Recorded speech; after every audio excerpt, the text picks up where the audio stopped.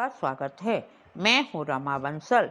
आज मैं फिर से आपके लिए एक पौराणिक कथा लेकर आई हूँ, जिसमें आपको बताऊंगी राम से पहले अयोध्या नगरी कैसे बनी और कैसे ये तीर्थ नगरी बनी, कुबेर ने धन की वर्षा क्यों की।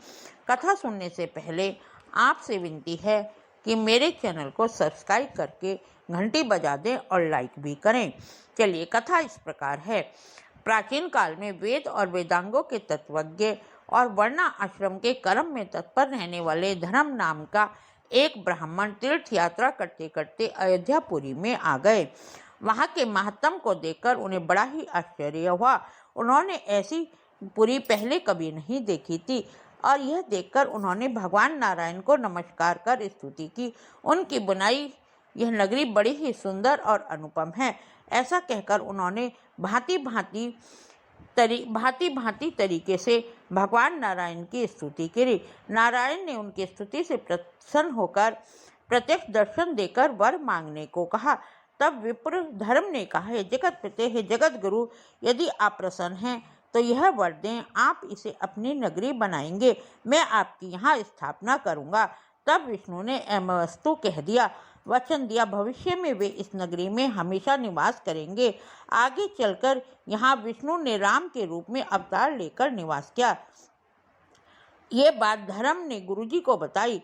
तब गुरुजी ने बताया, इस नगरी में सबसे पहले ब्रह्मा जी ने अयोध्या की यात्रा की थी और ब्रह्म कुंड बनाया था। यहाँ बड़े बड़े चक्रवर्ती सम्राट रहे, जिन पर देवी देवताओं की अपार कृपा रही।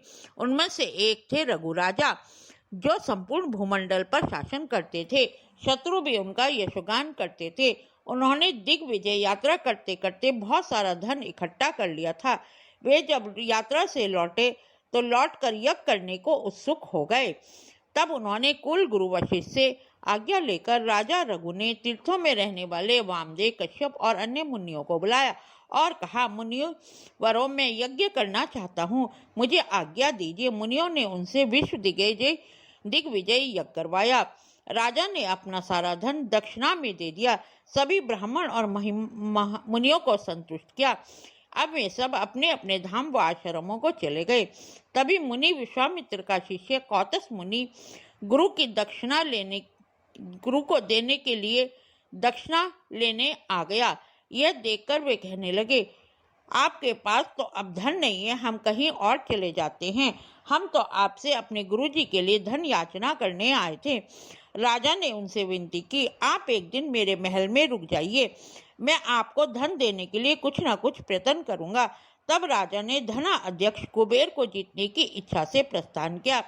कुबेर ने जब ये देखा, राजा के खिन्न मन को खुश करने के लिए उन्होंने अयोध्या में सोने की अक्षय वर्षा करी, जो सोने की खान बनकर आज भी वहाँ पर उत्तम खान बनकर आज भी वहाँ पर है।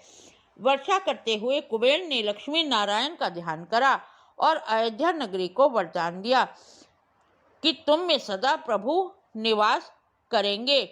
विष्णु के अवतार राम का जन्म स्थली होकर ये साकेत बन जाएगी, परंतु आक्रमणकारियों की बार बार शिकार बनेगी और उजड़ेगी। परंतु प्रभु के निवास के कारण ये अयोध्या नगरी बार बार बसेगी।